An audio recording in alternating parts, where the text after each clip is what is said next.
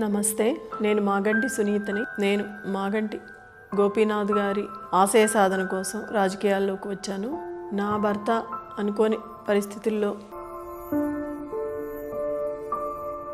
ఈ కష్టకాలంలో పెద్దవారు కేసీఆర్ గారు, సోదరుడు కేటీఆర్ గారు మా కుటుంబానికి అండగా నిలబడ్డారు. ఒక ఇంటి ఆడబిడ్డగా సపోర్ట్ చేసి ఇక్కడి వరకు తీసుకొచ్చారు.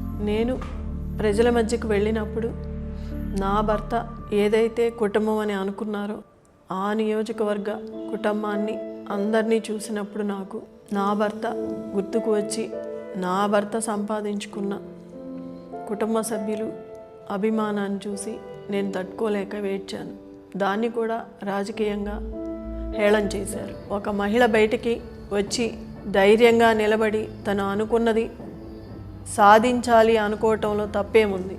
మీ కష్టకాలంలో మీ గోపన్న ఎంత అండగా నిలబడ్డాడో నా ఈ కష్టకాలంలో నాకు అంతే తోడుగా నిలబడి సపోర్ట్నిచ్చి మీ ఇంటి ఆడబిడ్డగా నవంబర్ 11న ప్రతి ఒక్కరూ బయటకు వచ్చి ఓటు హక్కును వినియోగించుకొని అందరూ సద్వినియోగం చేసుకోవాలని, నాకు నా కుటుంబానికి జూబ్లీహిల్స్ ప్రజలందరూ నాకు అండగా ఉంటారని, కారు గుర్తుకు ఓటు వేసి గెలిపిస్తారని ఆశిస్తున్నాను.